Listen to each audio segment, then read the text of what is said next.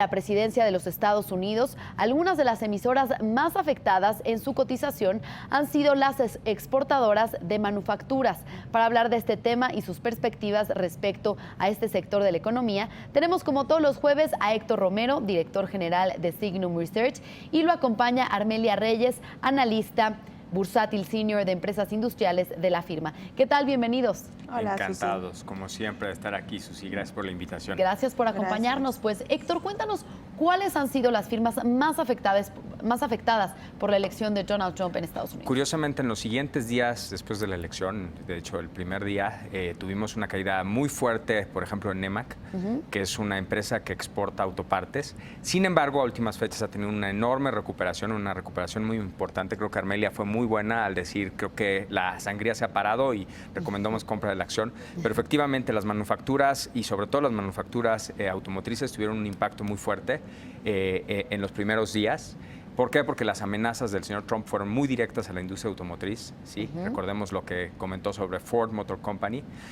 Pero a últimas fechas vemos una mayor afectación en empresas importadoras, como por ejemplo Liverpool, Kimber, que gran parte de sus insumos son importados, o Alsea, donde también parte de sus insumos son importados. Tenemos una afectación muy importante ahí. Curiosamente, Peñoles, que había sido una empresa de cobertura, ¿sí? Porque el oro, en momentos de alta volatilidad, el oro es un gran refugio de valor. Y Peñoles había tenido un rally espectacular. Y sin embargo, Peñoles, después de la elección de Donald Trump, ha caído. A últimas fechas. ¿Y crees que está justificado este castigo, Héctor? Mira, curiosamente, como te comento, Armelia fue muy buena al decir este castigo ya no está justificado, hay que comprar el sector manufacturas, ¿sí? Como mencionas muy bien, ya el tipo de cambio se está regresando, ¿sí? Y yo creo que hay que cuestionarse si realmente el señor Trump tiene la voluntad real de echar para atrás el NAFTA, ¿no? Ya hemos comentado que, según Luis de la Calle, uno de los principales negociadores del NAFTA, el NAFTA cuenta con 20 capítulos y básicamente se diseñó para proteger intereses de las empresas de Estados Unidos en México, que han invertido $200 mil millones en 20 años, ¿sí? Y que no van a dejar que esos $200 mil millones de la nada valgan poco dinero, ¿no? Es un negocio de 550 mil millones por año y aún echando para atrás el TLC, siempre México tiene el WTO, el World Trade Organization, o la famosa OMC. Si nos vamos a la OMC, en términos relativos, Estados Unidos sale perdiendo. ¿Por qué?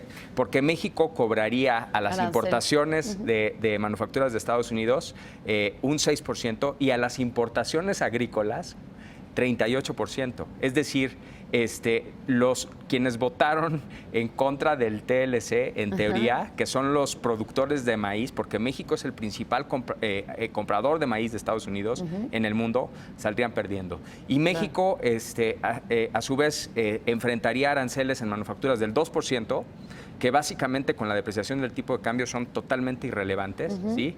Y para productos agrícolas del 6%. Es decir, o sea, a Donald Trump no le conviene echar para atrás el TLC. Y creo que el mercado está empezando a ver eso. Y tocas tú dos puntos muy importantes dentro del Tratado de Libre Comercio, el sector agrícola y el sector manufacturero. Hablando específicamente del sector automotriz, el cual tú cubres, Armelia, ¿cuáles son tus perspectivas para Nemak, GISA y Racini? Pues sí, efectivamente, como menciona Héctor, de los sectores más afectados después del triunfo de Trump fue el sector manufacturero, específicamente el sector automotriz, por las amenazas directas que hizo Donald Trump a la terminación o renegociación del Tratado de Libre Comercio, y bien también mencionó un impuesto del 35% a las importaciones y exportaciones de vehículos, ¿no?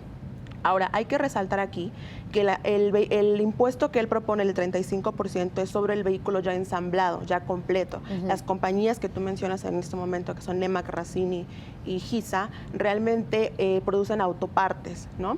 Y en ese sentido, el impuesto que se ha mencionado, de acuerdo a la OMC, sería máximo del 2.5%, que sería... Sí, está topado, ¿no? No podría llegar a 35%. Exactamente. Y sería perfectamente transferible en el precio al cliente. Ahora bien, ¿cuál de estas compañías sería la más afectada en caso de una renegociación del TLC en perjuicio de México? Depende totalmente de en dónde tienen su producción estas compañías y de qué tanto exportan a Estados Unidos.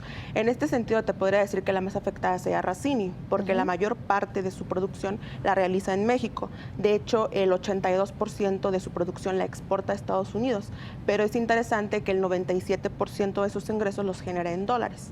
Esto contrarresta contra, por ejemplo, Nemak, que el 70% de su producción la realiza fuera de México. Entonces, solamente el 12% la realiza en México. De las 35 plantas que tiene alrededor del mundo, solamente 11 están en México. Bien. Entonces, pues, el tratado le perjudicaría menos en ese sentido que a Racini.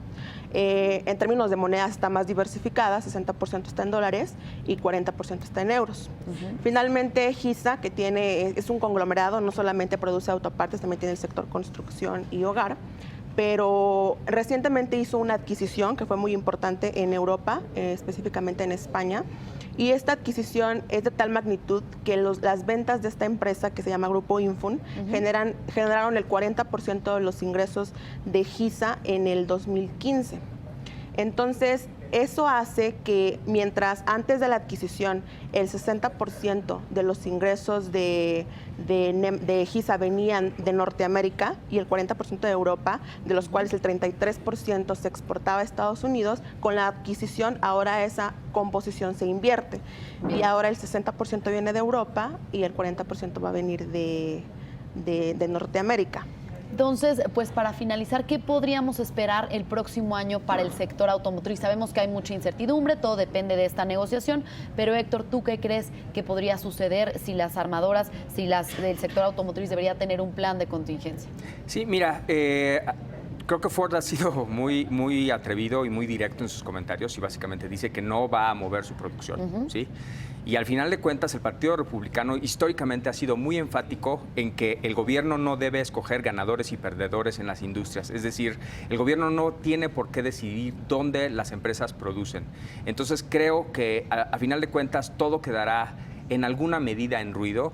Por supuesto que sí tenemos razón para estar un poquito nerviosos. ¿Por qué? Porque el presidente tiene muchos poderes y aunque hay mucha incertidumbre con respecto a exactamente qué poder tiene el presidente para echar atrás el TLC, ¿sí? En un arranque de locura tal vez podría echarlo para atrás. Sin embargo, tenemos, como dice muy bien Armelia, WTO. Es decir, yo creo que en gran medida esa incertidumbre poco a poco se irá superando. Bien. Yo creo que al final Donald Trump tendría que ser una persona racional y pensar que no le conviene a Estados Unidos echar atrás el NAFTA. Bien, pues muchas gracias por este análisis, Héctor Romero, director general de Signum Research, y Armelia Reyes, analista bursátil senior de empresas industriales de la firma. Muy buenas tardes. Gracias. Gracias.